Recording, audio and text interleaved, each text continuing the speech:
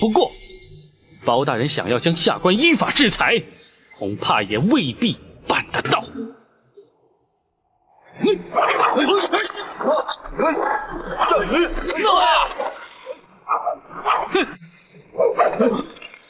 我倒要看看谁能接得下我这杆枪。就让我来会会你这个五黄眼。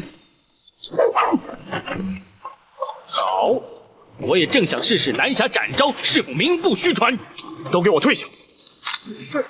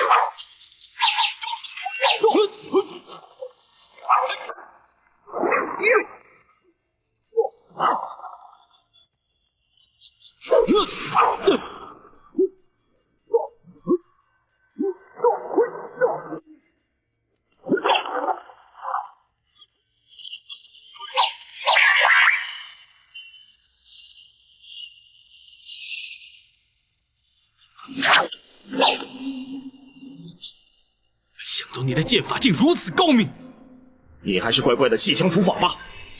不，就算死，我要找个人陪。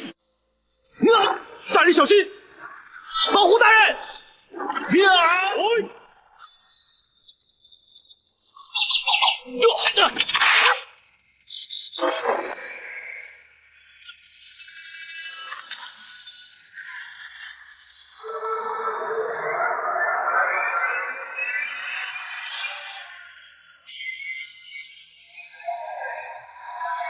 将军难免阵前往，我死推其所。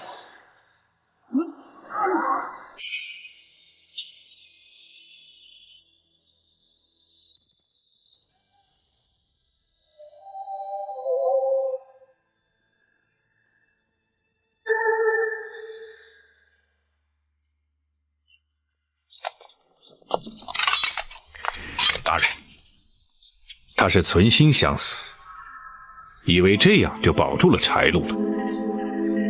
然而，他却又为何要拼死保护柴路呢？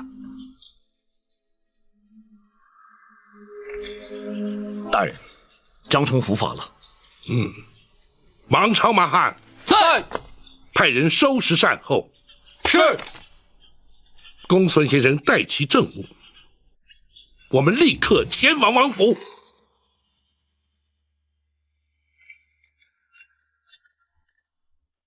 王爷，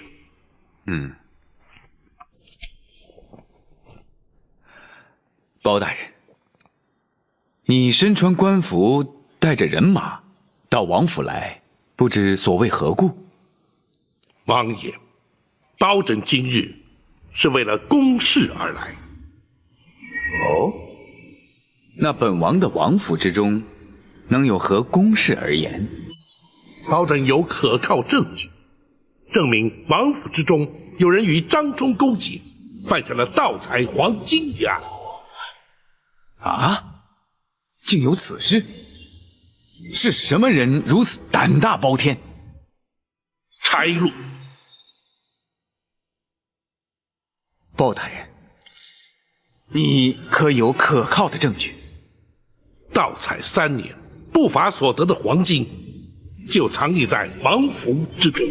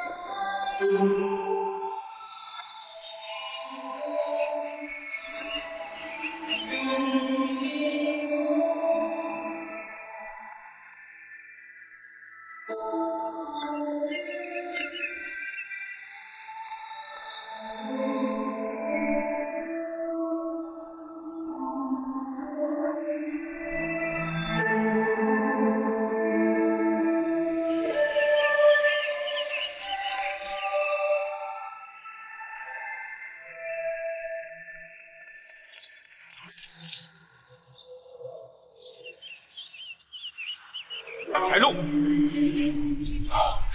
你好大的胆子！王爷，这些金砖均无熔铸出厂的印记，足证乃是私财私铸，包拯要依法行事了。事实俱在，本王无话可说，请包大人尽管放手去办。多谢王爷。王朝马汉在。将赃物清点列册查封，带回驿馆先行保管，待朝廷派员前来接收之时，依法缴库。是。张龙、赵虎，属下在。柴路罪证确认，将他押入大牢，严加看管，听候审讯。是。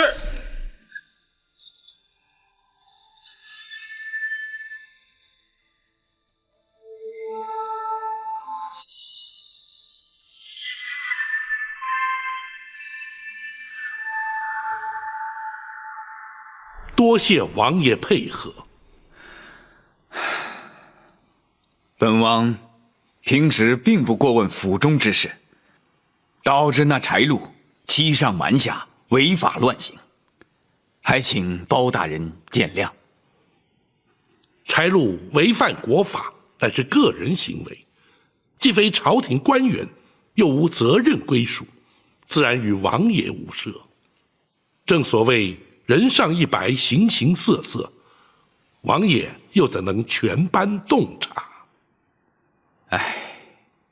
本王调教无方，难辞其咎啊。不过，那柴路与张冲勾结合谋，包大人是如何查获？莫非是那张冲被擒，招供出来的？回禀王爷，张冲他持械拒捕，更图谋行刺大人，已经被当场格杀。他怎么这么糊涂啊？包拯乃是根据一件物证判定，进而循线追查，才查出柴路涉案。什么物证？此物还是出自王府之中。哦。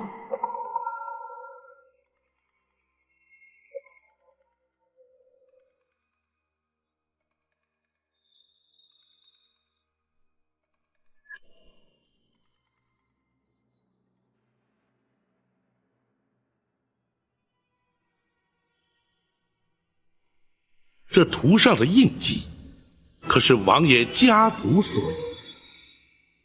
这幅藏宝图，在柴家已有100年之久了。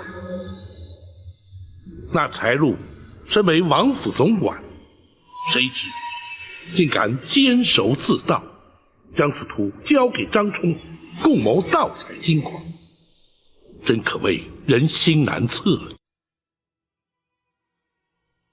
王爷无需为他难过，这也是他咎由自取。王爷，此图如今已是全案物证，烦请王爷赐回。那是自然。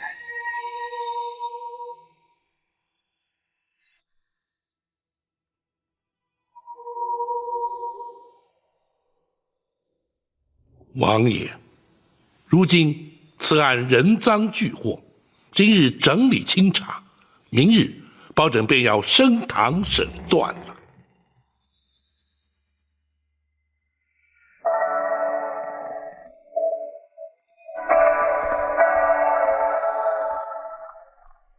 罪人拜见包大人。差路，在本府升堂之前，先要询问于你。如今人赃俱获，你可还有话要说？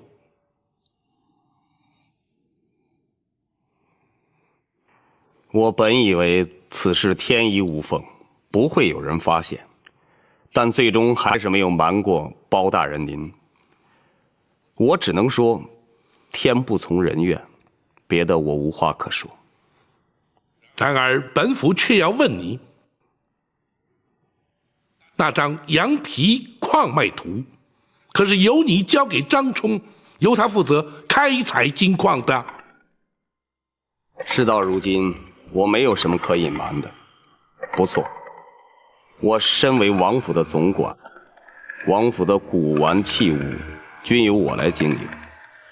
3年前，我无意当中发现了羊皮图纸，我就指使张冲按图索矿，没想到还真是找着了黄金矿藏。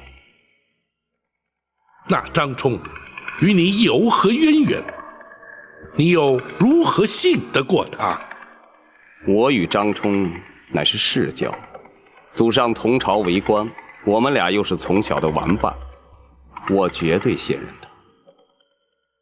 那张冲文武双全，又蒙朝廷器重，只要尽忠职守，日后必能飞黄腾达，又怎会弃之不顾，与你狼狈为奸，犯下如此滔天大罪？包大人，您可真是难得一见的清官了。这与本府是否清廉又有何关？包大人不知道其他官员的情形，普天之下入朝为官者，有几个人不是为了贪图名利？这个矿场给我和张冲所带来的财富，够几辈人享用。张冲没有理由不动心。就为了贪图那些财富，却让他送了一条性命。谋事在人，成事在天，只怪他没那个福分。然而你们的所作所为，非但让无数的矿工受难，更让柴王爷蒙羞。这一点，你又可曾想过？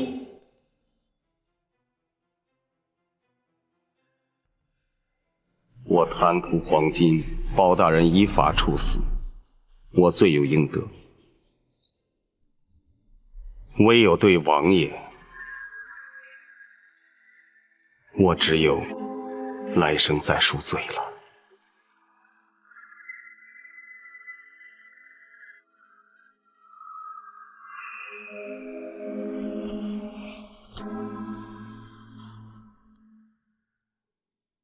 大人，柴禄所说并非实言。哦，展护卫是据何而论？张冲私采金矿被大人查获之后，接着他应该明白，大人会查出主谋是谁。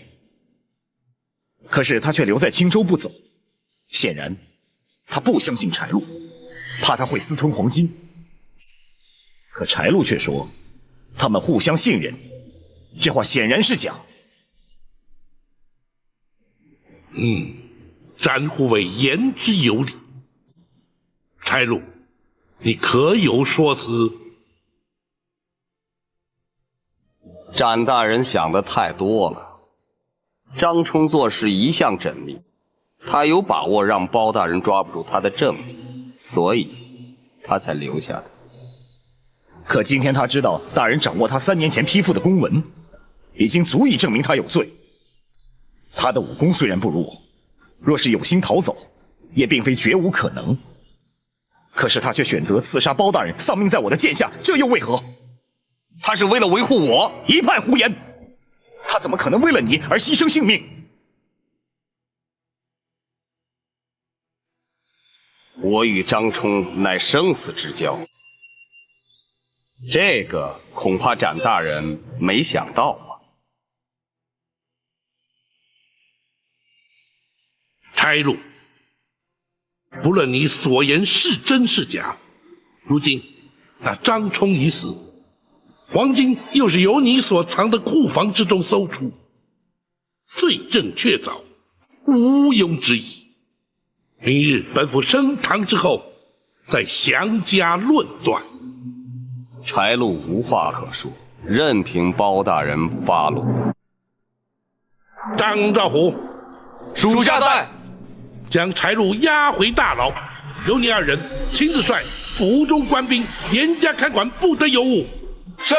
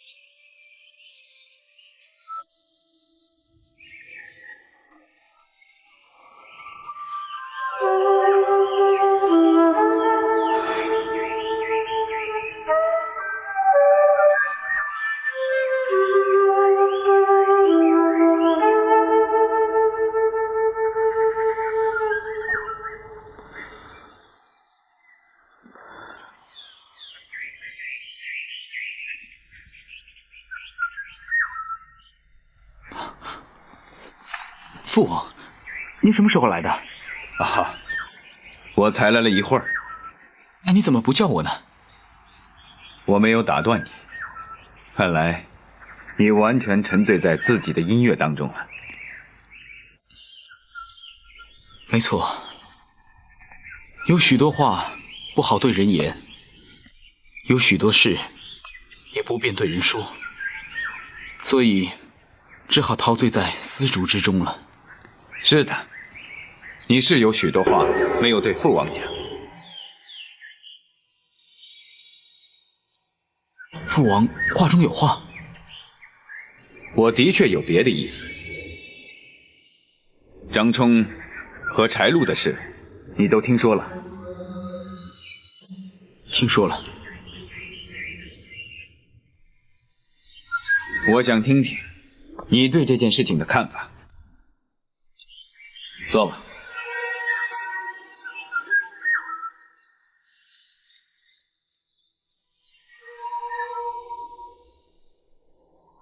他们触犯了国法，包大人依法将他们治罪。孩儿还有什么可说的？哦，是吗？那他们盗采金矿，你也没什么可说的？孩儿不明白父王的意思。包大人查出他们犯罪，凭的是一张藏宝图。那藏宝图是我柴家之物，难道你还没有什么可说的？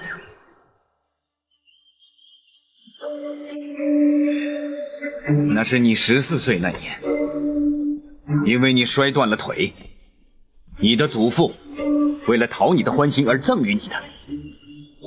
难道此事你全忘了？父王，此事别人也许不知，可是赠图的是我的父王，受图的是我的亲子，我怎会不知？柴禄是王府的总管，如果藏宝图不在他的手上，他又怎能拿去与张冲勾结盗采金矿？当包大人出示此图，我一看图上的印记，就知道此案是你所为。为什么？到底为什么？父王，藏宝图在柴家100年，是柴家所有。图中的金矿是柴家所有，甚至现在的赵宋天下也是柴家所有。柴家把拥有的东西拿回来，这本来就是天经地义、理所当然的。住口！如今天下早已不是柴家的天下，山里的金矿更属朝廷所有。你凭什么去开采？你凭什么占为己有？你凭什么去牺牲多条性命？父王，你根本就不明白。我是不明白，我也不想去明白。我现在最担心的是包大人会不会查到你的身上。一旦如此，连我这个王爷也保不住你了。父王，您放心，张冲之所以被他们所杀，也就是因为他们不肯把我供出来。否则，以他的武功，他应该可以逃走的。所以包大人肯定不知道这件事情与我有关。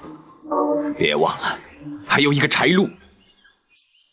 柴禄他不会说。你怎么这么有把握？父王，你平时少管府中的事，而孩儿却跟他多有接触，他是不会背叛我的。除非父王你要大义灭亲，把我供出来交给包大人。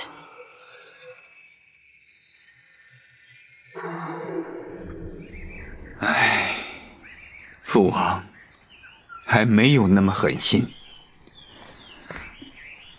要我亲手把自己的儿子交出去送死，我做不到。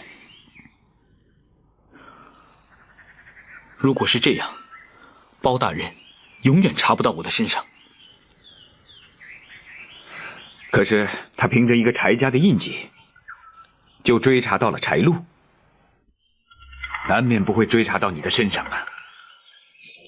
柴家的印记已经多年没用，除非宫中旧物，否则外面的人又怎么会知道呢？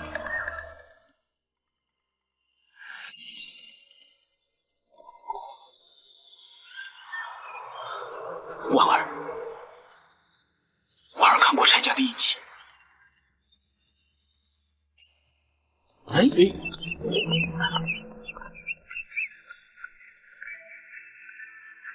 慢一点啊！慢一点，慢一点，小心点。哎，小心别倒了。慢一点。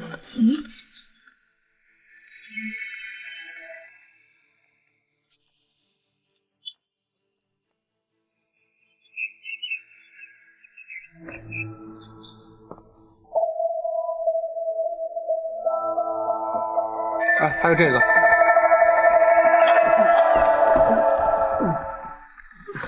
哎，慕容姑娘，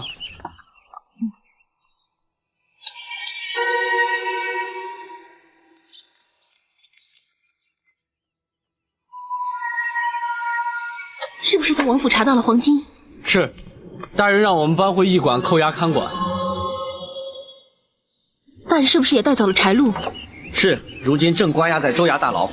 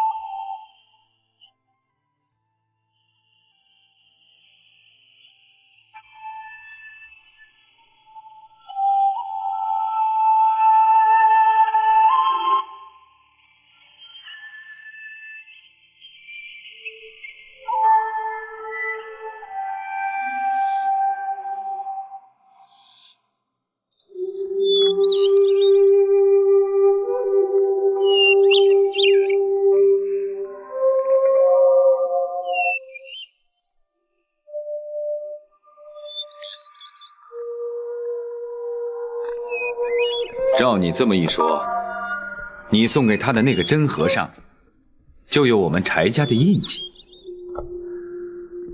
原来包大人是根据这一点才找到我们王府的。这一点也是我始料未及的。可这也不能证明你就牵扯在其中。没人知道藏宝图是你交给柴禄的，你不用担心。父王，我不是担心包大人抓不抓到我，我是为婉儿的事而感到无奈。玉儿，那个玉盒没能让我抓住婉儿的心，却让包大人把柴禄给抓住。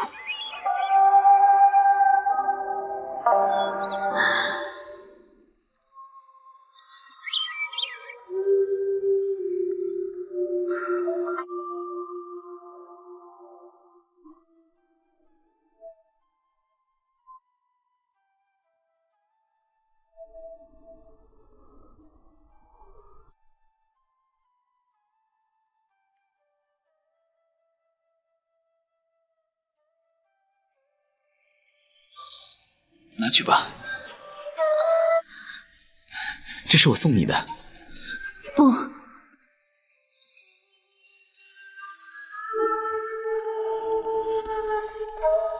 我不能接受你的馈赠。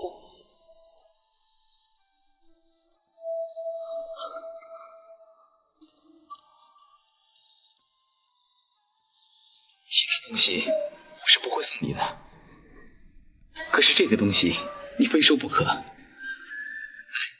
先打开看看，你就知道原因了。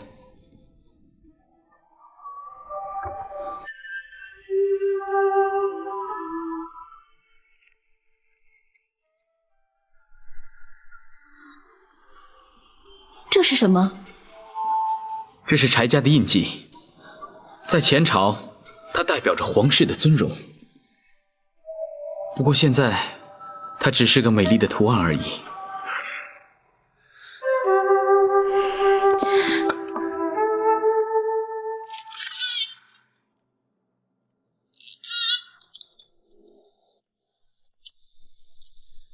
张龙赵虎带着士兵，亲自在大牢看守柴禄，可以确保不会发生意外。带回来查封战馆的黄金，更要确保安全。王朝马汉已派人在外面守着，放置黄金之处就挨着我的房间，有任何动静，我会马上知道。好，公孙先生可曾将全案整理完毕？回大人，学生都已准备妥当。明日便可升堂结案了。大人，属下到现在还不明白，张冲怎么可能为了柴禄而不惜送命？如今张冲已死，柴禄的说法又未必可信。真正的原因，恐怕永远都没有人知道。我知道。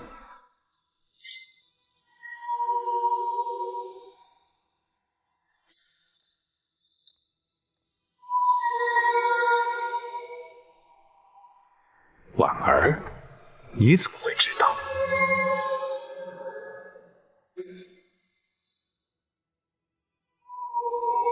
婉儿，你说。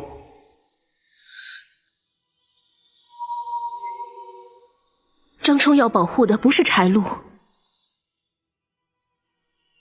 而是另外一个人。他要保护的是什么人？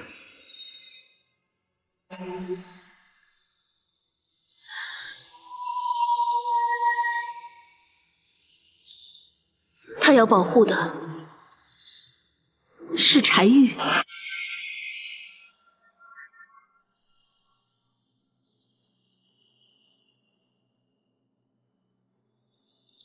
是我亲眼看到他们3个从库房里面走出来。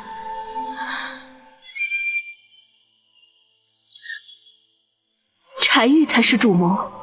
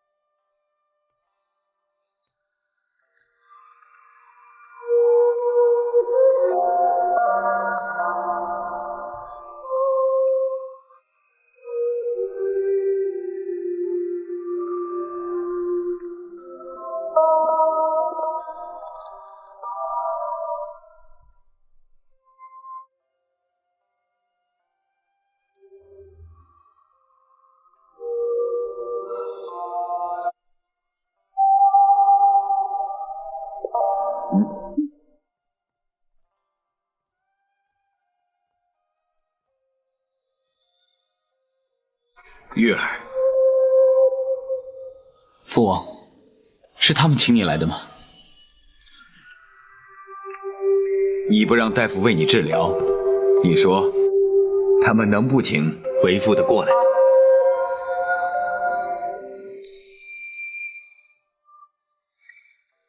如今治不治病，根本已经不重要了。即便张冲和柴禄被包大人正法，你也没有必要跟自己的身体过不去吧？不，我根本就不是为了他们。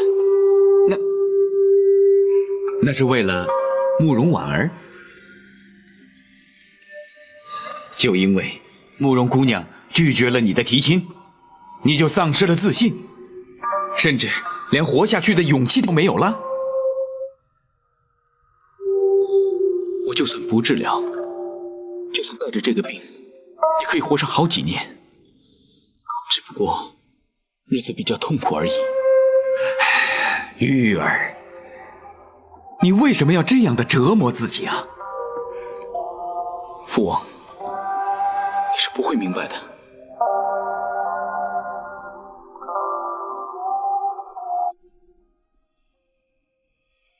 没有人会明白我的想法。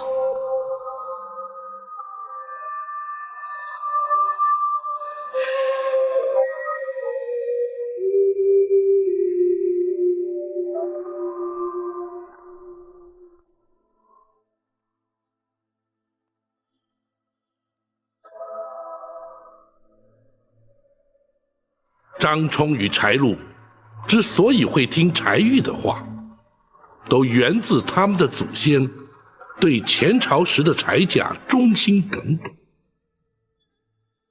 那已是将近100年以前的事情了。没想到他们依然如此执着。这就是愚忠。当事者自认为耿耿忠心，却将忠字用于不义之事。所以张冲才宁愿一死，以保护柴玉。不错，他以为如此一来，便查不出幕后的主谋是柴玉。可柴路也是个人证，难道他也会寻死不成？张龙赵虎亲自守在大牢外面，就是防他自尽。要是他死不招供，又如何能查出柴玉？只要能够证实柴玉的确与他们曾经在藏经之处进出，就可以证明他对此事知情。单凭这一点，便足以将他治罪。可婉儿是亲眼目睹的。除了婉儿之外，还有那些守卫藏经的卫士也是人证。可是他们都是柴路的心腹。就因为他们全是柴路的心腹，所以在搜查王府之后，我命张龙赵虎把他们关进大牢，逐一调查。展护卫此举的确掌握了先机，有了那些卫士的证词，便已足够。明日一早，我们就前往王府，将柴玉拘捕到案。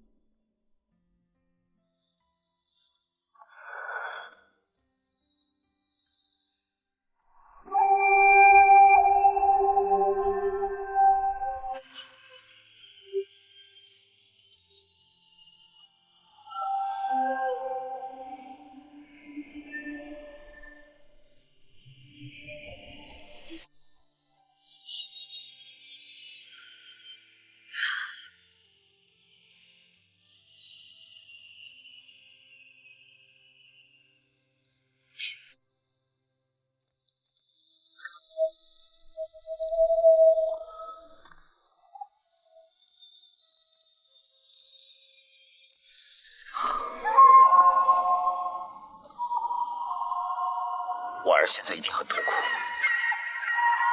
要不是她亲眼在库房看到，恐怕我们还查不出主谋者是谁。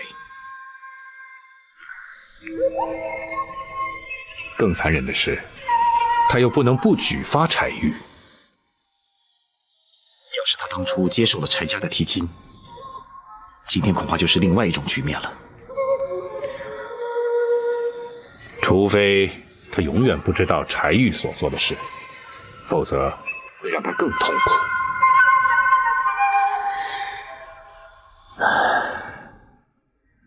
除了婉儿之外，还有一个人一定也很为难。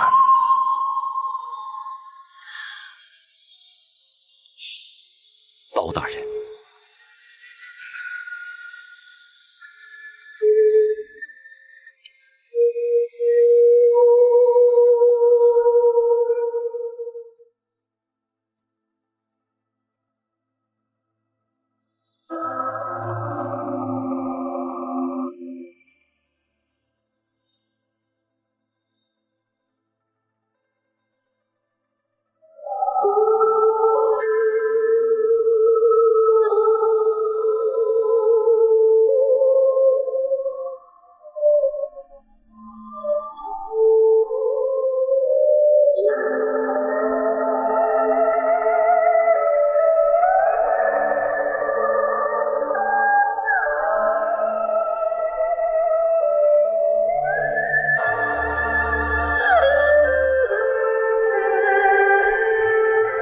大人明日要前往王府拘捕柴玉，何不早点歇息？本府尚无睡意。大人，你是为明天的事而烦心？不，本府是在替婉儿不忍。虽然她拒绝了柴玉的提亲，可是毕竟对她已有感情。偏偏又不得不将柴玉涉案之事向本府禀报。小小年纪，便要承受如此折磨，怎不令人慨叹呢？大人，既然婉儿做了痛苦的抉择，也必然有了心理准备，请大人不必为她忧心。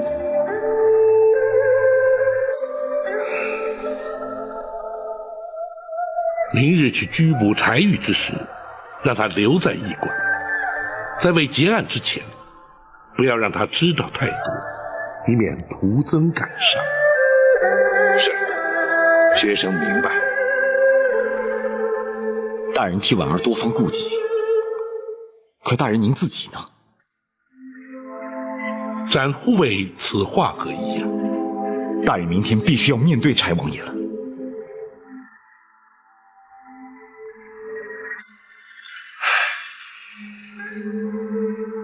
大人虽然与柴王爷相交甚多，可是却不得不将柴玉依法就办。司仪于公务之间，的确让大人颇感为难。那也是无可奈何之事。本府既然走上执法一途，为了维护国法的尊严，哪怕再不情愿，也必须坦然面对。大人，明天让属下陪你一同前往王府吧。不，驿馆扣押的黄金很容易让人觊觎，有你守护，方可万无一失。有王朝马汉陪本府前去即可。大人，倘若柴王爷护子心切，出面阻止，以王府兵力之多，只怕未必能够顺利把柴玉拘捕到案。柴王爷深明大义，又识大体，本府确信，或许他会试图阻止，但绝不会不计后果。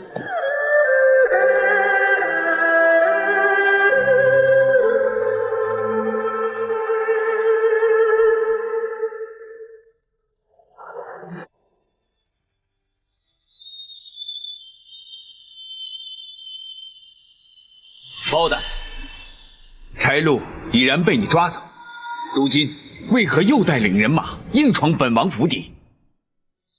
王爷，包拯乃是为小王爷而来。包大人，此话怎讲？本案经包拯再三查证，小王爷非但涉案，而且更是主谋。包拯是来拿他归案。包拯情非得已，请王爷恕罪。王朝马汉在，将柴玉押往州衙。是，且慢。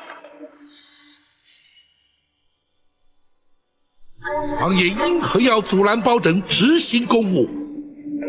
包拯，此处是本王的府邸，乃太祖皇帝亲封的领地，你怎敢在此随便拿人？王爷，包拯奉旨代天巡狩，执行的乃是当今皇上的旨意，入府拿人有何不可？你不要逼本王翻脸无情，王爷也不要逼包拯不顾情面。来人！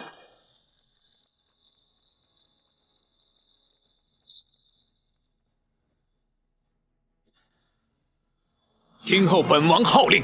是。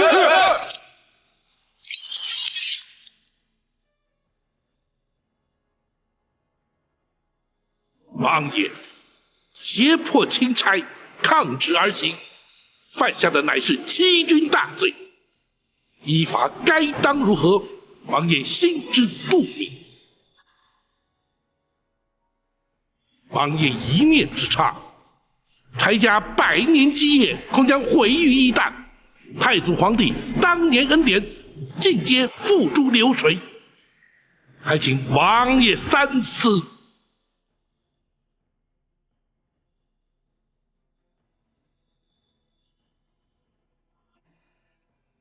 退下。是。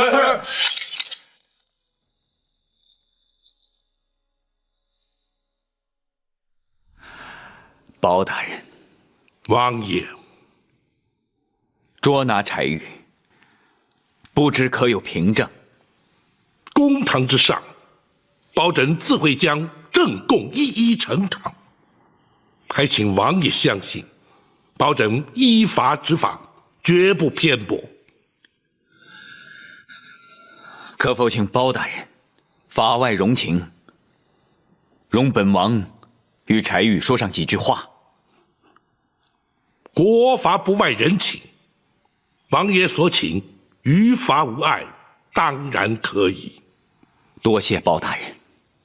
不过，包拯必须先将柴玉就地收押监管，还请王爷体谅。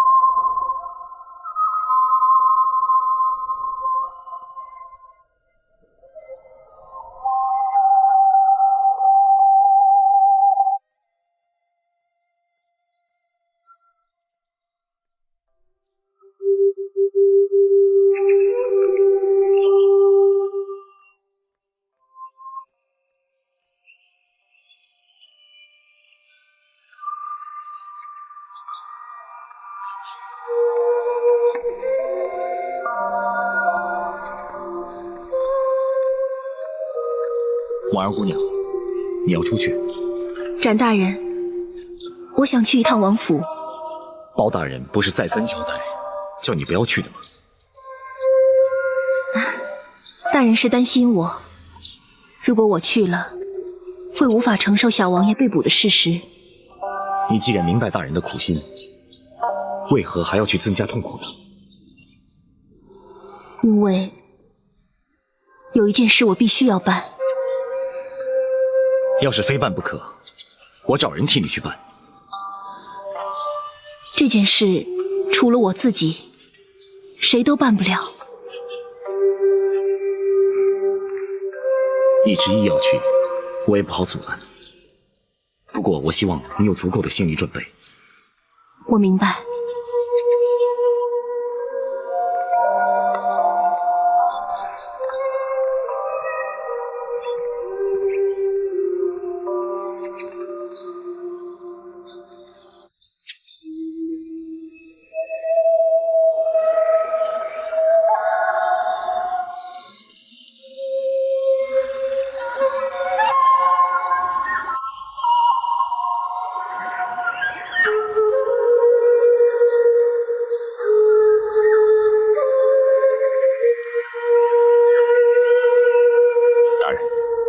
方才学生的确是捏了一把冷汗。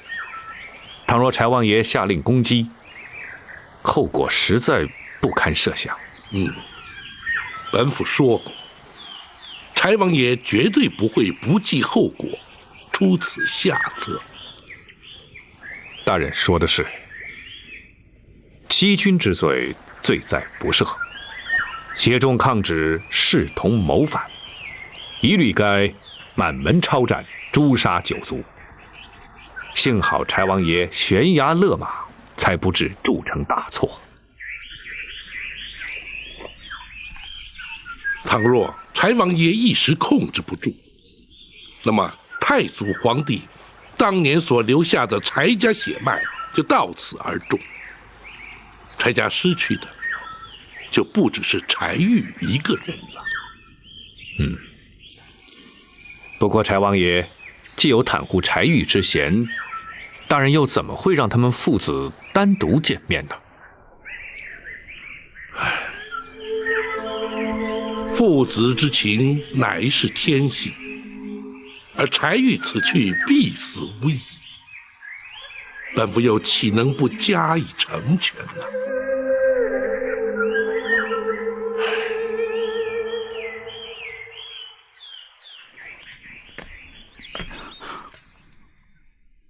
父王，包大人怎么说？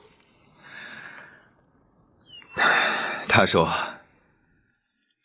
你是主谋，要捉拿你归案。”果然是包大人，到最后还是瞒不了他。如果当初我们大周有像包大人这样的人才，也不会被赵匡胤夺取柴家的天下了。你说什么？如果当初包大人跟赵匡胤同朝为官，包大人就不会让赵匡胤窃国篡位的阴谋得逞，又何来今日的大宋呢？已经是近100年前的事情了，现在提他，还有何意啊？那父王，你认为孩儿做这么多，为的又是什么？父王的确不明白，你从小生长在帝王之家，衣食无缺，仆役成群，你究竟还有什么不满足的？父王问孩儿还有什么不满足，我倒想问问父王你，我柴家原本是君，赵家为臣，如今怎么会尊卑互换，君臣颠倒呢？朝代更替乃是大势所趋，那也是无可奈何的事情。难道我们就不能忠心复国，重建大周吗？什么？你这是痴心妄想。柴家现在的实力如何？你凭什么做如此妄想？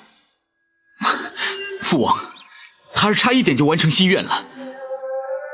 如果不是包大人来到青州，快则3年，迟则5年，我们就拥有可以对抗大宋的实力。到时候，我们就可以重建我们大周的天下了。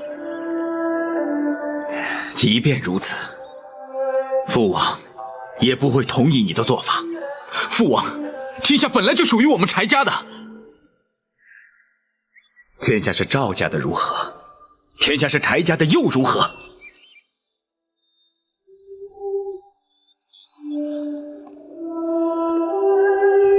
任你如何稳坐江山，或是朝代更替，百姓仍是百姓，苍生还是苍生，对他们而言又有何不同？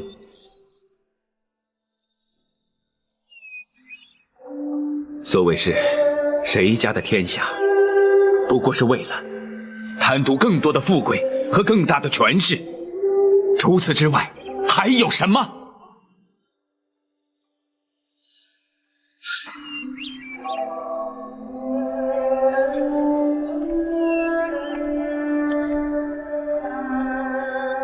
儿啊，如果你还存着争天下之心，而犯下滔天大罪，父王也会认为你是咎由自取，怨不得任何人。这也是我一直瞒着你的原因。父王，你已经没有雄心壮志了。你说的没错，父王确实没有雄心壮志。我只想平平安安的在王府里做一个太平王爷。最让父王挂心的就只有你了。父王一直期盼着你能够一生平安，一生顺遂。可是没想到，我14岁那年就把腿给摔坏了。是啊，我知道，这也是你一生的遗憾。父王虽然身为王爷，却也不能替你弥补。我遗憾的是，因此我不能习武。如果我的武功练得跟张冲一样好的话，也就不会是今天这样的结果了。不对，如果你不改变想法，即便你练成多么高深的武功，结果也会是这样。只能眼睁睁的让父王看着你付出生命的代价。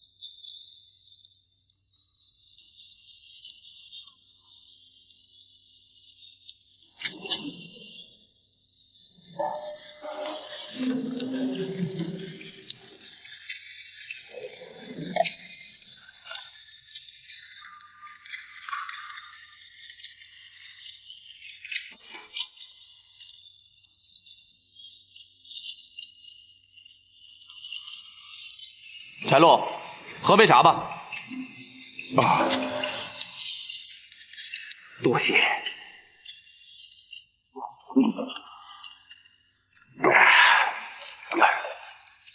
包大人，何时升堂啊？你急什么？包大人反正已经将全案查清楚了，我早晚都是个死，何必拖延？你别急嘛，等大人将主谋拘捕到案之后，会立刻升堂。主谋？盗取黄金是我跟张冲策划的，我们就是主谋啊！你以为包大人不知道啊？现在正在抓他呢。抓谁？柴玉。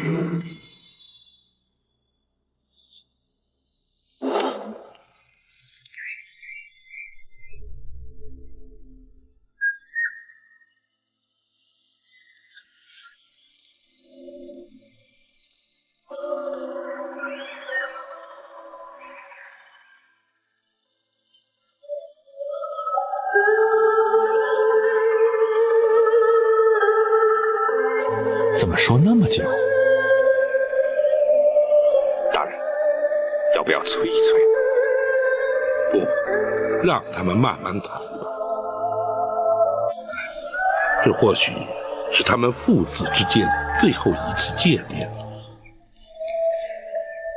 大人还是心中不忍。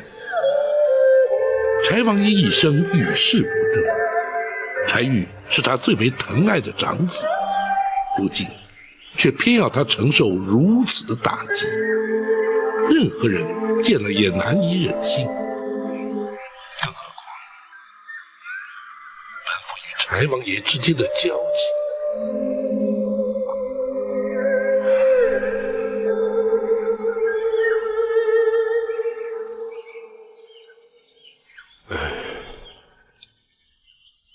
如果柴王爷向大人求情呢？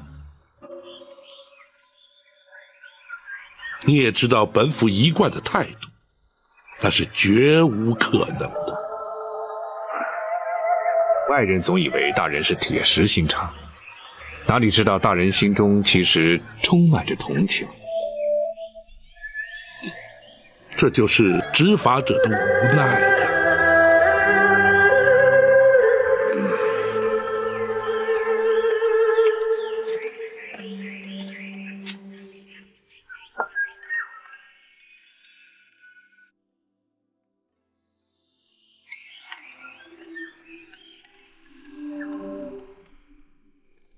大人，婉儿，大人不是叫你别来吗？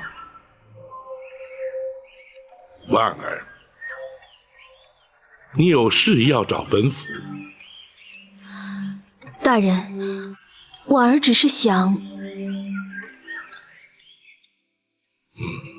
本府明白。等柴王爷出来之后，你就去看看柴玉吧。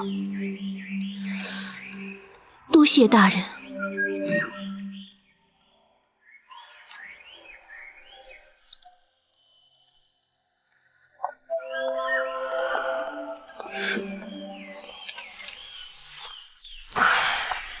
随他去吧。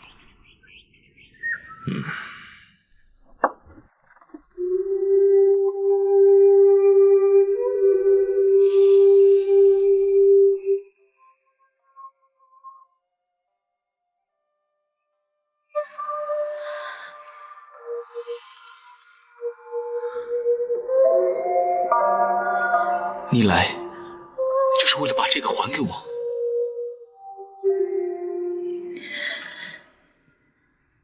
我只想再好好看你一眼。婉儿，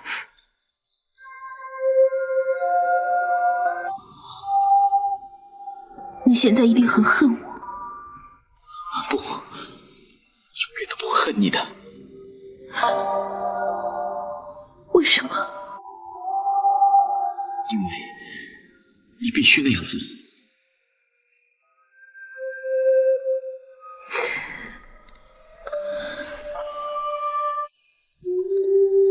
如果我有权利不这么做，当初我就会接受柴家的提亲。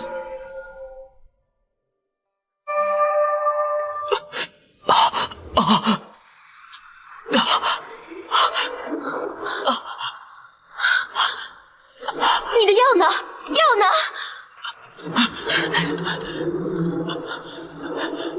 那药治不了我心里的痛。哎呀！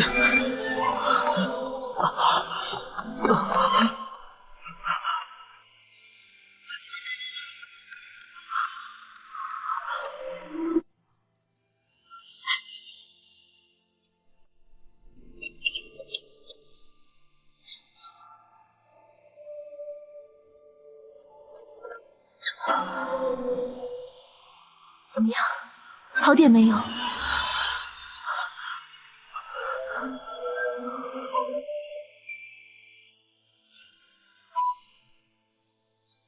我以为我再也不会承受这病带给我痛苦的煎熬，没想到在我生命结束之前，我还要承受一次。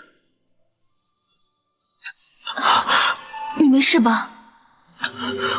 我没事。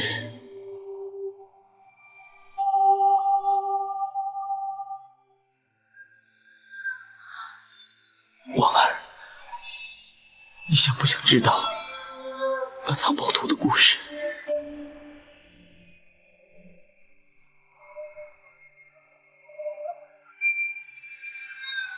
在我14岁那年，我摔断了腿。那个时候，我爷爷就把那个藏宝图给了我。他说，我们柴家的财富全部都在那里，可是那财富永远也看不到，摸不着。我当时就下定决心，等我长大之后，一定要让那财富看得到，也摸得着。因为我不能接受那种虚幻不实的东西。所以，你让张冲和柴路去盗采那座金矿？没错。现在，我的愿望实现了。可是，这仍旧是一场空。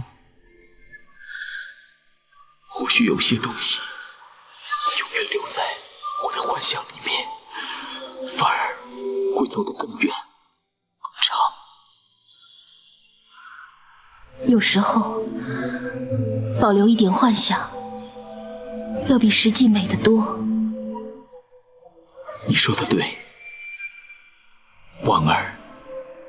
当你拒绝柴家的提亲时，你知道我是怎么想的吗？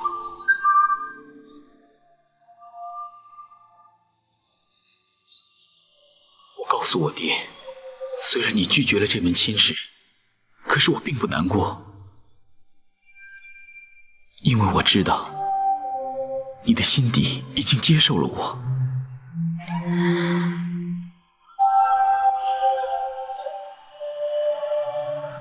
就像那藏宝图的故事一样，你就像是我的幻想，这个幻想会一直跟着我，就算我生命结束的时候，你会一直在我的身边。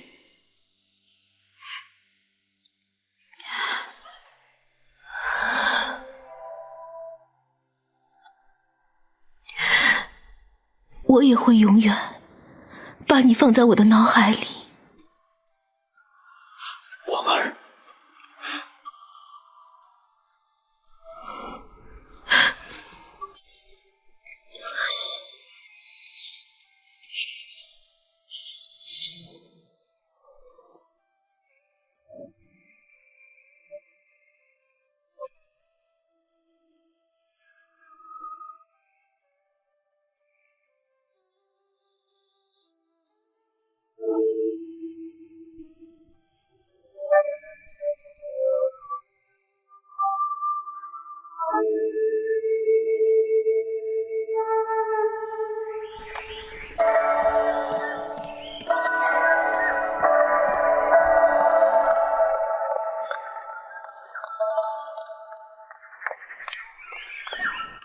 启禀大人，婉儿和柴玉见过面了。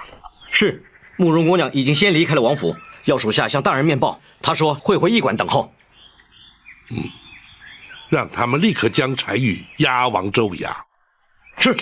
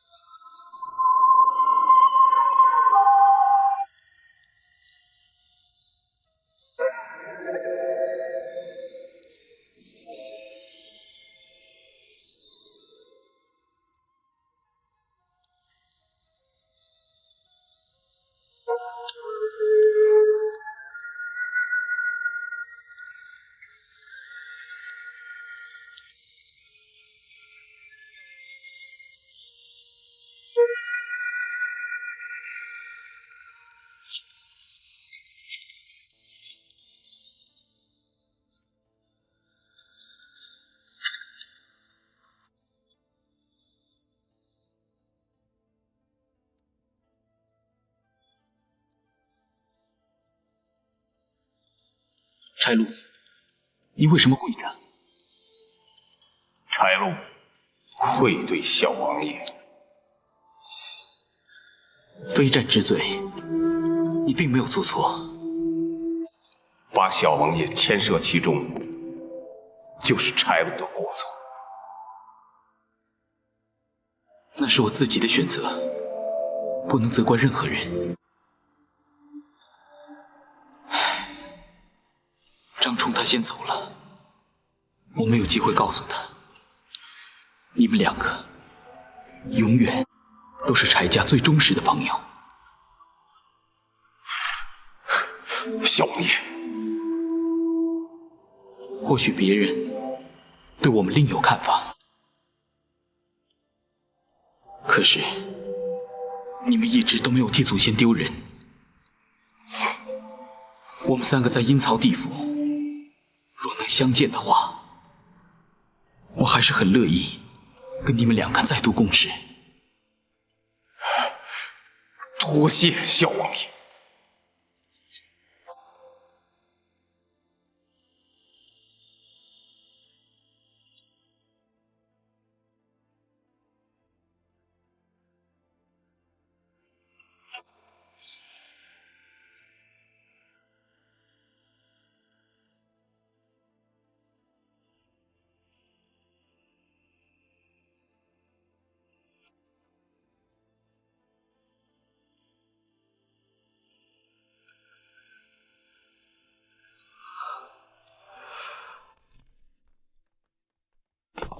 启禀大人，已将柴玉关押在大牢，听候传审。张龙、赵虎带人在牢中监管。公孙先生可曾准备妥当？回大人，学生已将全案之相关物证准备齐全，大人可以随时升堂审讯。好，在升堂之前，将那柴玉先带到此处来，本府要对他先行询问。是。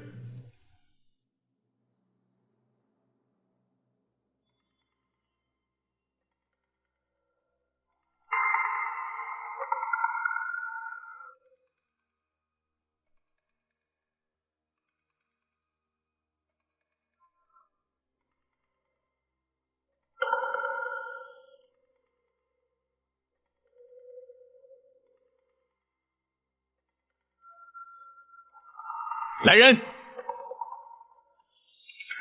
在。备轿。是。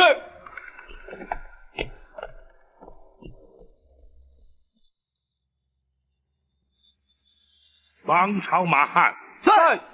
先行退下。是。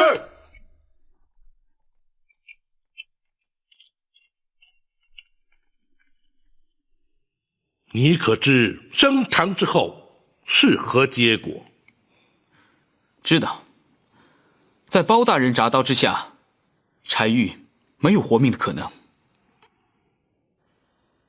如今，你可因自己的所作所为而有悔意？包大人，要柴玉在大宋的国法之下受刑，柴玉无话可说。可是，柴玉没有任何的理由要后悔。你盗采金矿已然犯罪，但因此而伤及无辜性命，却更有违上天好生之德。人命关天，怎可说毫无悔意？陈桥兵变，黄袍加身。敢问包大人，前朝的皇帝又何曾上体贴心而珍惜生命呢？周灭宋兴，开国一战，不知死伤多少。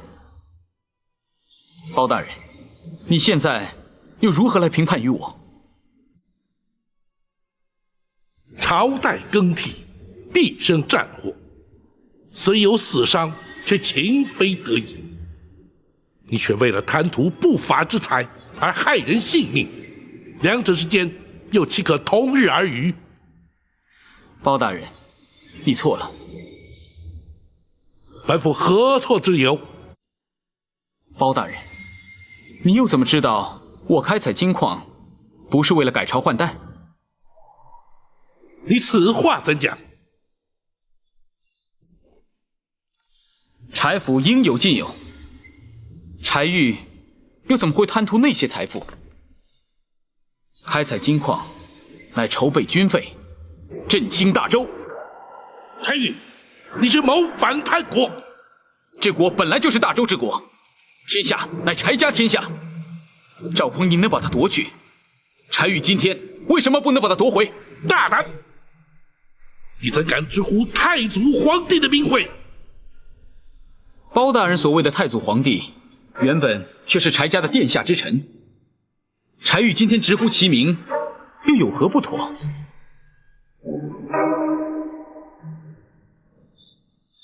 想必现在连包大人你也无话可说，无词可辩了吧？乍听之下，你似乎言之有理，实则却全都是狡辩之词。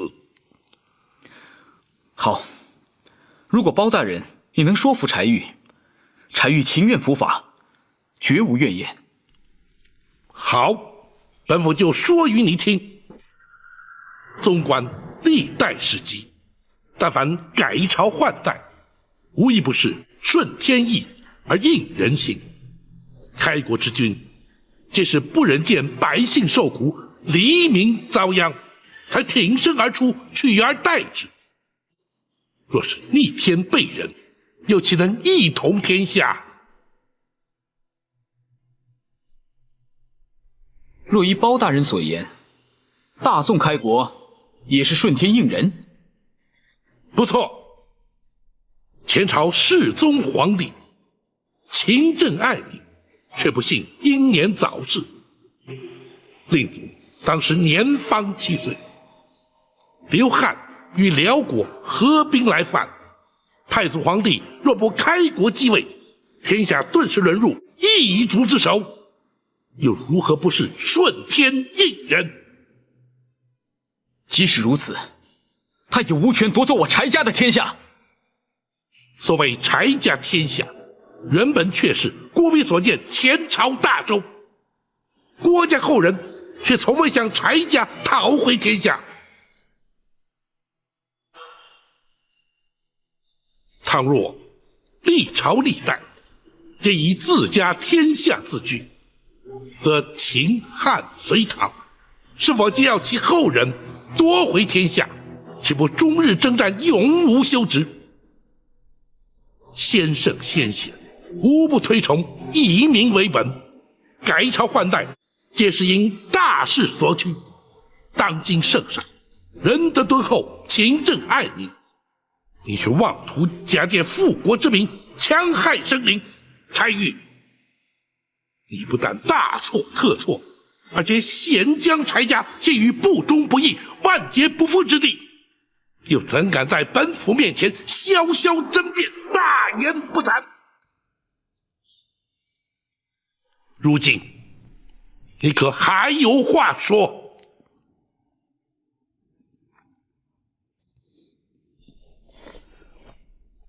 包大人言述精辟，言之有理，柴玉情愿伏法。既然如此，来人呐！大人，传令升堂。是。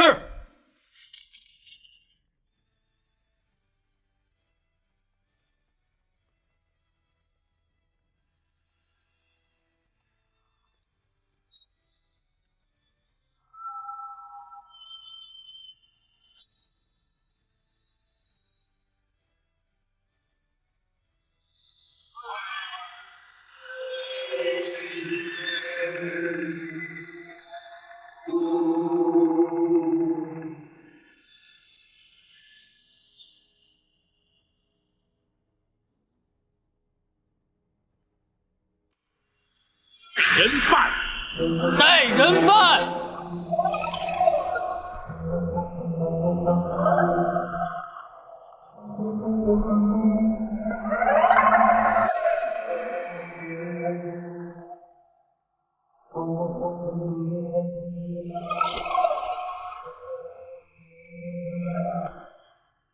柴禄，你勾结张冲，盗采金矿，因而造成多少无辜之人丧命，多少平民百姓遭殃。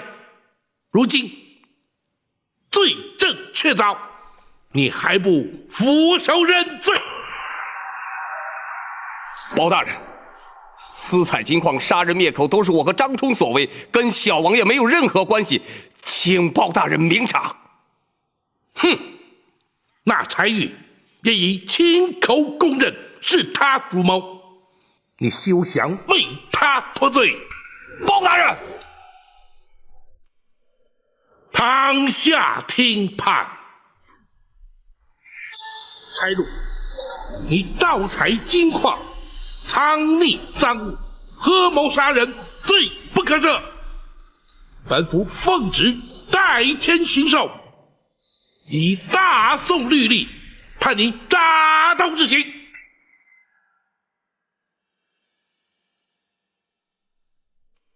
来人呐！在。狗头上伺候。是。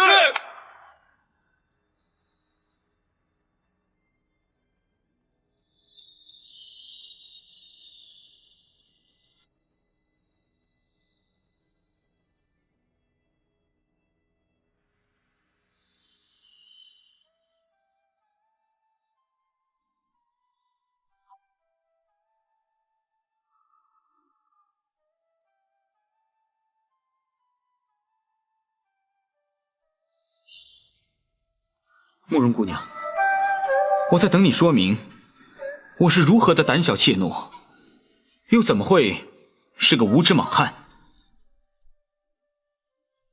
你宿疾缠身多年，访遍了名医，仍无法根治。你不想让我帮你治病，不就是害怕再次失望，怕受打击？你这不是胆小怯懦是什么？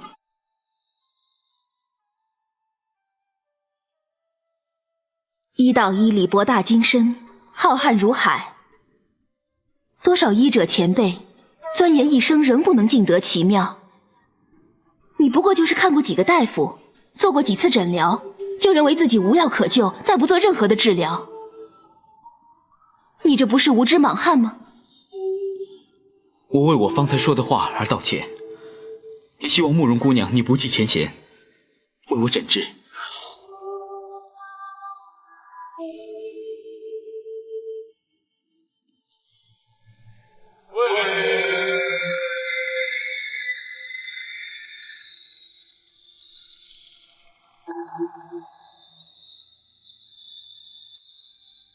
待柴玉。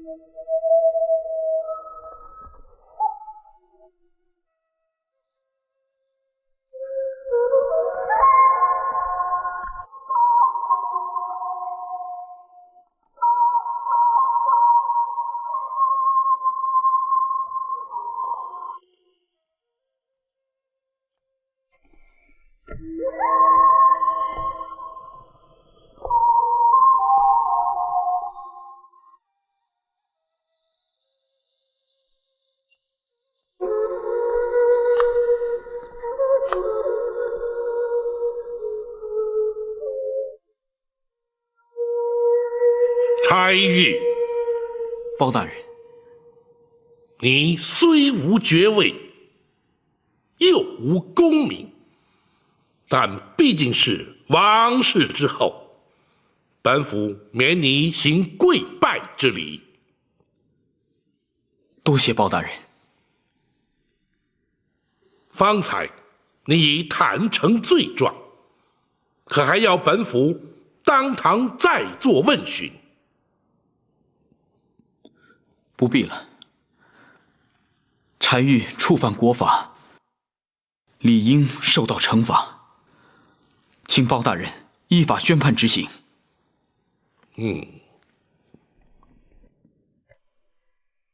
堂下听判。柴玉，你身为世袭阵亡之后，本为备位王爷，就该上提皇恩，安分守己。你却教唆府中总管柴禄勾结张冲，盗采金矿，因而导致黎民百姓家破人亡，依法论罪，其罪当诛。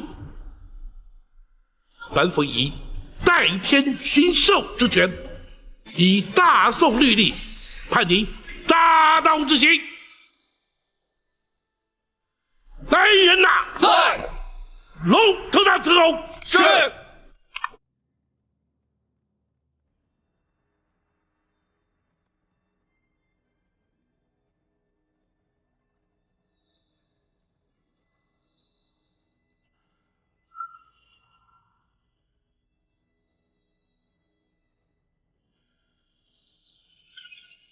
开打！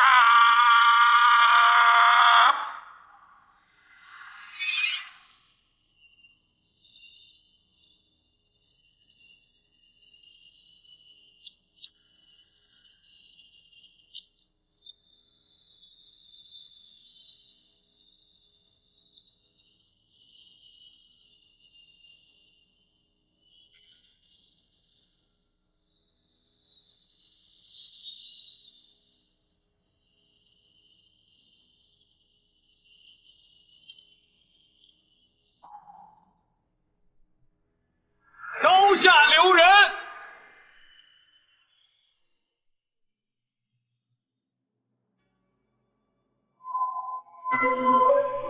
臣包拯叩谢太祖皇帝圣旨，万岁万岁万万岁！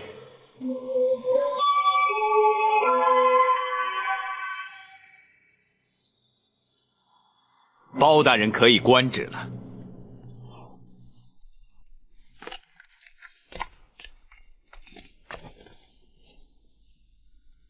太祖皇帝开国称帝之时，封本王先父为正王，同时颁下此诏，纵使犯下叛国谋反之罪，皆得凭此诏，免死一次。王爷要凭着免死金诏，换柴玉一命。不错，恳请包大人遵旨而行。包拯却难从命。包大人，你竟敢抗旨不遵！王爷，包拯并未抗旨。难道这免死金诏有假？太祖皇帝所赐，当然不假。既然这金诏不假，那包大人不遵旨而行，岂非抗旨？只因这金诏虽然不假，却免不了柴玉的死罪。你，王爷，这金诏之上分明写道：历代阵亡，皆可凭此金诏免死。那柴玉虽是王爷之子，却尚未世袭爵位，又怎能免他一死？包大人，难道不能网开一面？包拯依法论法，依职论职，无权开脱。好，那么本王就不要这爵位，将王爷的头衔立即传与柴玉。王爷之位，只可承袭，不能禅让。王爷心知肚明，除非王爷100年之后，否则那柴玉继承不了王爷爵位。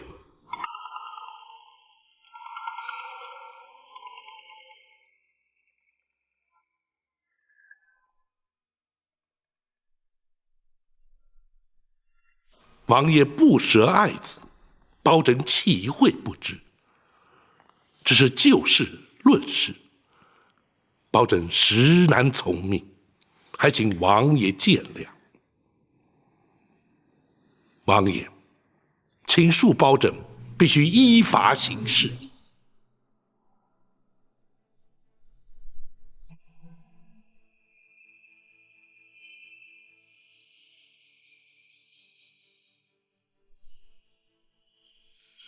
公孙先生，学生在。 2次升堂。是。包大人且慢。王爷莫非依然不肯罢休？不。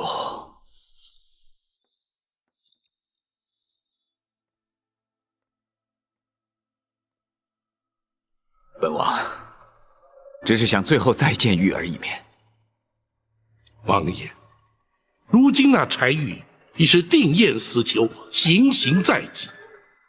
若与王爷私下会面，恐有不妥。包大人不必为难，本王就与他在公堂诀别即可，还请包大人成全。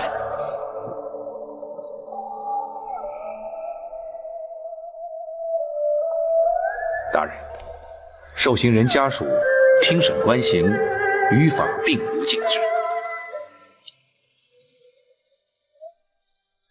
然而，又岂有让亲人家属当堂观刑之理？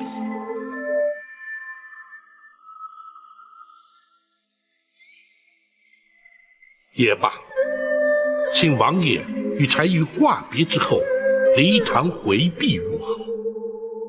多谢包大人。公孙先生，学生在，请展护卫陪伴王爷，同往公堂。是。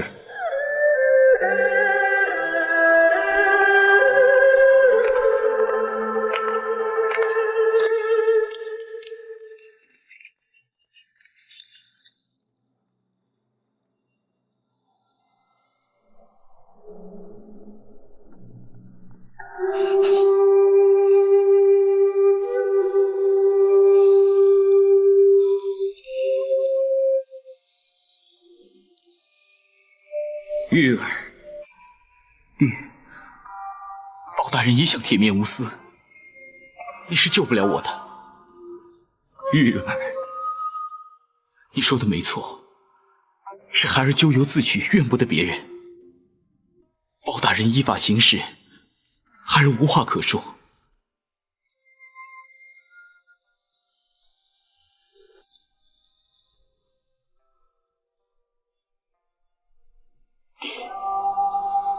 孩儿不孝，不能为爹奉养天年，请爹要多加保重。孩儿叩别。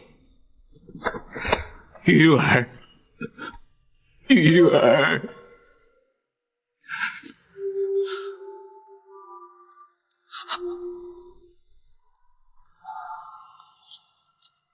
包大人，王爷。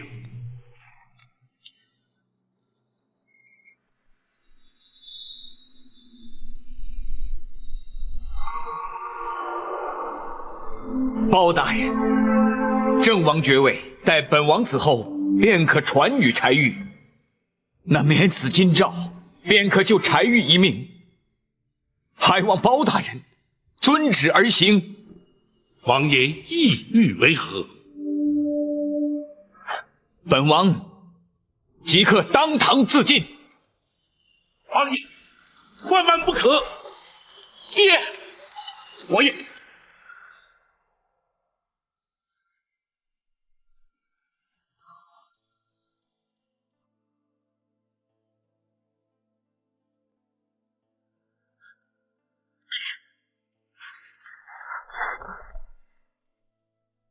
玉儿，父王实在是不忍心看你命丧龙头铡下。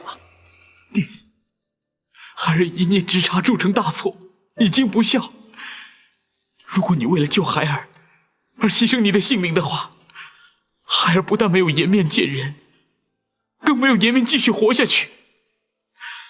爹，我求你打消此念头，不要让孩儿一辈子背上不孝这个千古骂名啊！爹，玉儿，玉儿，爹一定要救你。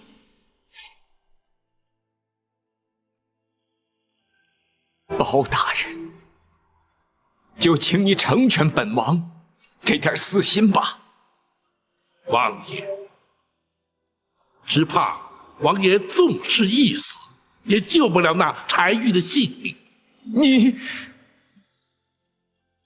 纵使王爷当真归西，也必须上报朝廷，方能将爵位转封柴玉。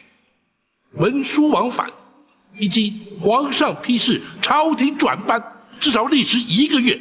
王爷，那时只怕柴玉早已不在人世了。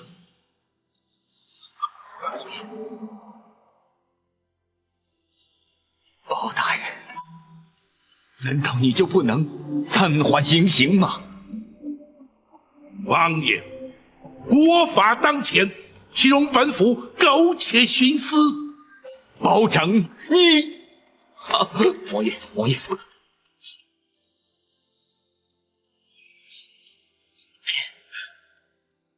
包大人执法守法，又何苦为难他呢？玉儿，此事已经无法回天。如今既然已经改朝换代，就应该遵守国法。国法当前，又岂能侥幸？孩儿触犯国法，情愿认罪伏法。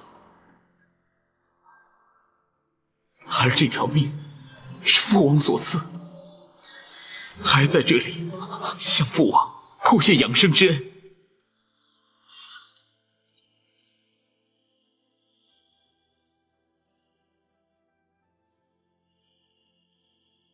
请包大人依法行刑。鱼儿，鱼儿。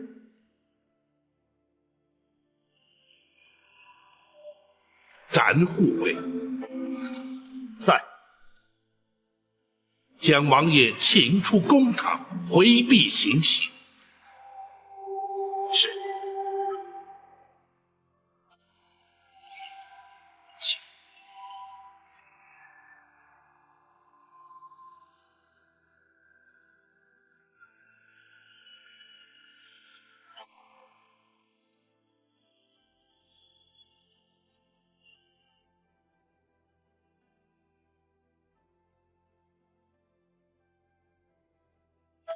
王爷，请报。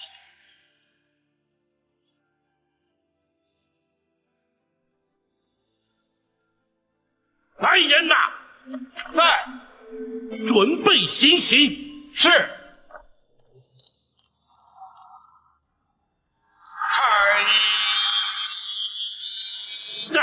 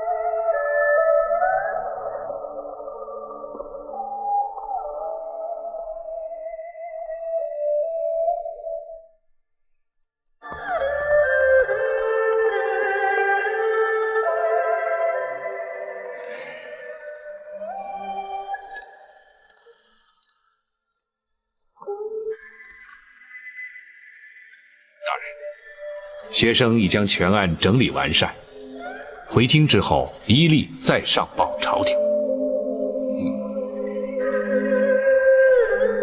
婉儿还好吧？他的心情好像还没有完全平静下来。那些犯下错误的人，为什么总是要伤害关心他的人？本府执法一生，这种情形不知见过多少，却始终百思不解啊！大人，你见过柴王爷吗？没有，去见了又能如何？只是徒增感伤。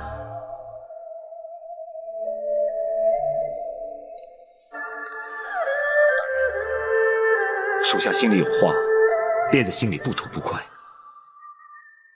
你说，免死京兆，不能换回柴玉一命。普天之下，只有王爷和大人知道。只要大人不说，没有人会对免柴玉之死提出异议。大人为何不肯成全呢？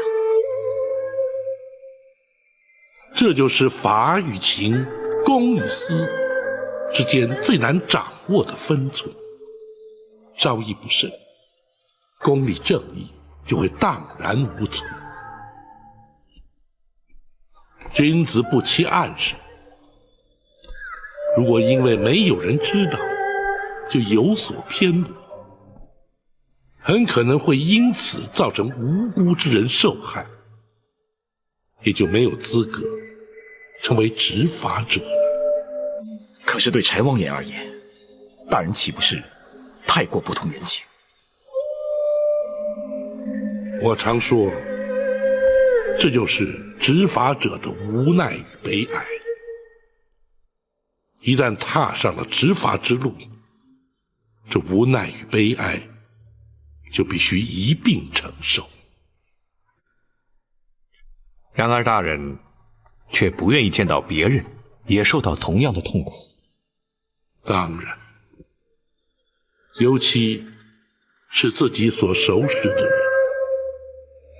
柴王爷还有婉儿，尤其是婉儿，他会以为将柴玉送上铡刀的是他。倘若他无法看透这一点，这种痛苦就会陪伴他一生。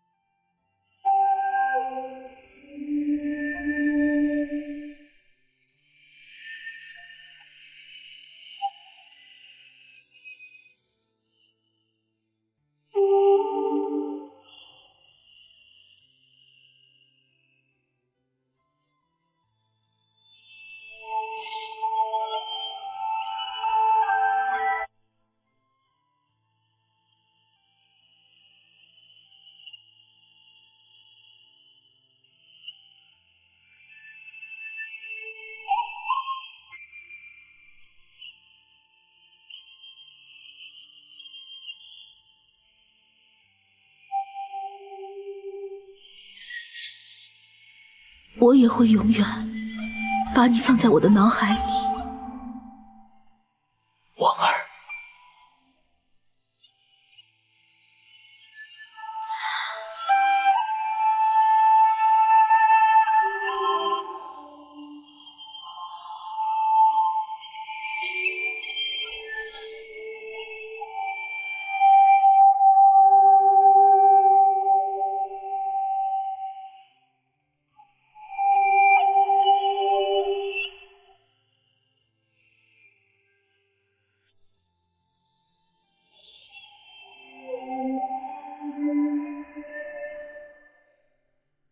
柴玉，你安心的去吧，你永远都会活在我心里。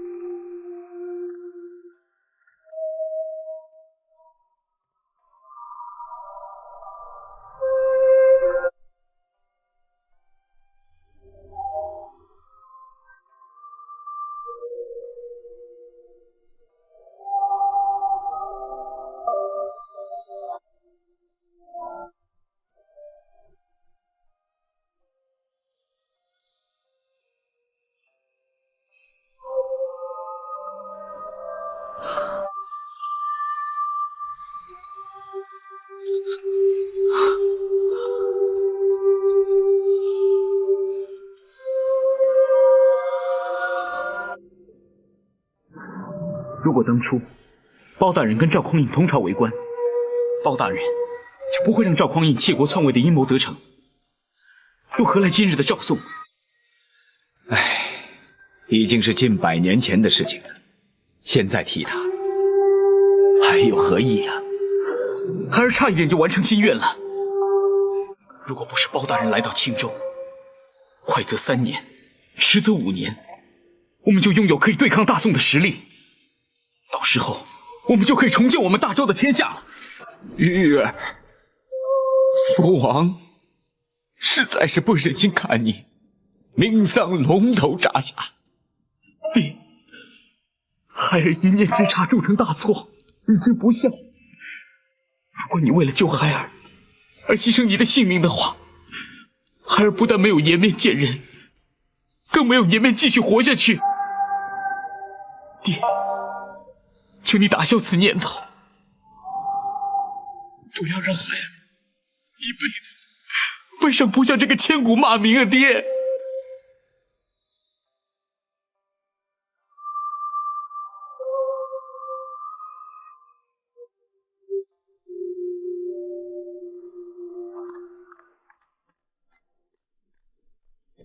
启禀大人，朝廷派来的接收专使已经进城了。按时日推算，他们也该到了。他们来了多少兵马？回斩大人，至少500、600。大人，要接收矿场、押送黄金、重整州衙，的确需要这么多人。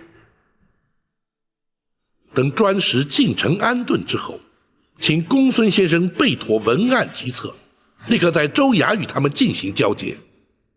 是，学生早已备妥。王朝马汉，在。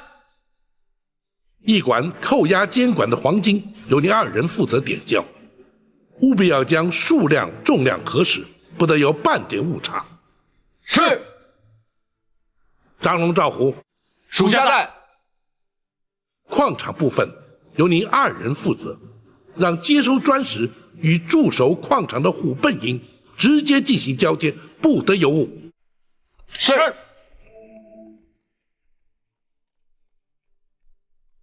统领府中官兵预做准备，一旦交接完毕、核实无误之后，即可启程返京。是。启禀大人，柴王爷派人请大人去王府一趟。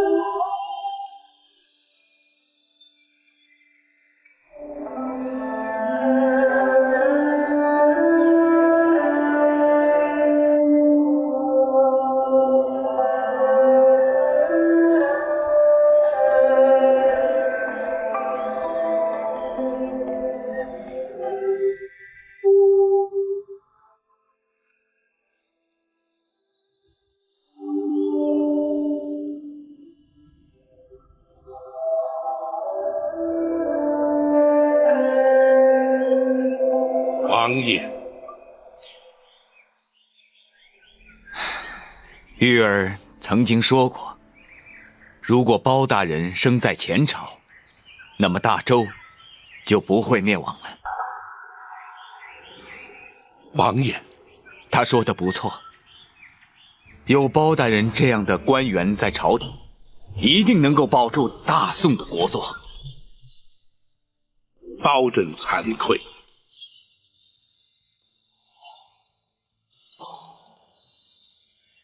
应该惭愧的是本王啊！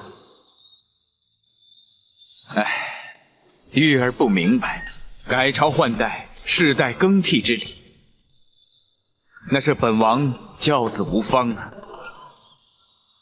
本王还一直为难包大人，更是自律不严。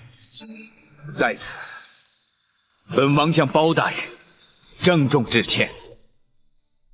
包拯万万不敢。啊，包大人，什么时候离开青州，返回京城啊？朝廷派来接收的专使已到青州，待包拯将全班州务交接之后，即可启程。好，好，好。